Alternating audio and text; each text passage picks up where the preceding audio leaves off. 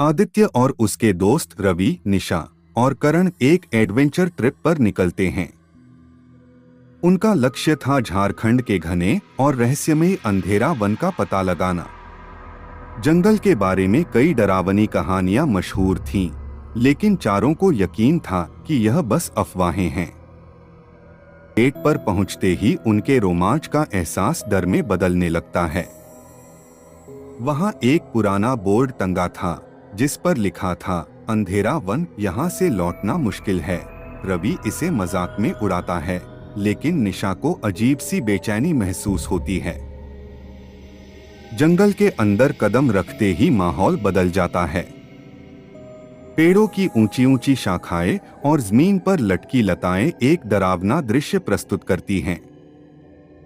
हर तरफ खामोशी छाई हुई थी, सिर्फ पत्तों की सरसराहट सुनाई देती थी।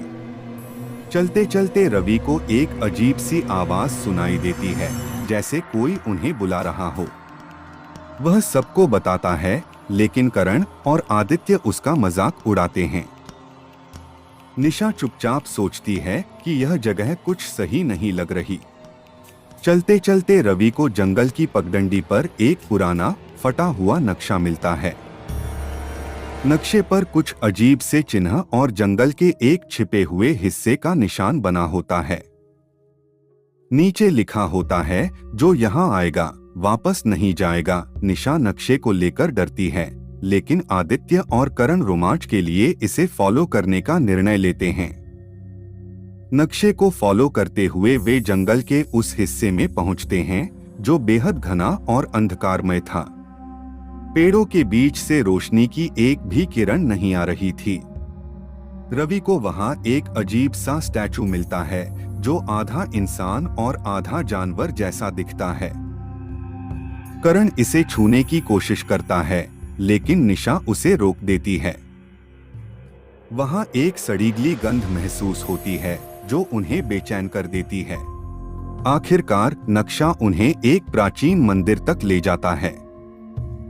मंदिर की दीवारों पर अजीबोगरीब आकृतियां बनी थीं, आधे इंसान और आधे जानवर। मंदिर के अंदर उन्हें एक पुरानी लिखावट मिलती है, यह जंगल एक समानांतर दुनिया का द्वार है। जो यहाँ रुकता है वह इसका हिस्सा बन जाता है। रवि इसे मजाक में लेता है, लेकिन निशा को लगता है कि कोई उन्हें देख रहा है। रात के समय चारों जंगल में एक जगह कैंप लगाते हैं।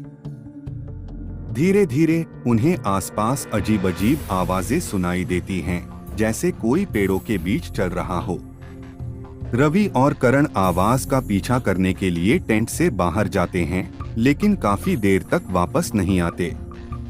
आदित्य और निशा उन्हें ढूंढने निकलते हैं, लेकिन निशा भी अचानक गायब हो जाती है।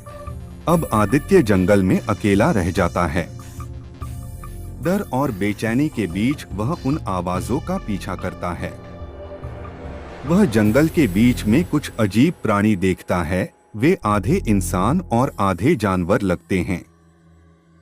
उसे एहसास होता है कि ये वही लोग हैं जो पहले इस जंगल में आए थे और अब इस जंगल का हिस्सा बन चुके हैं।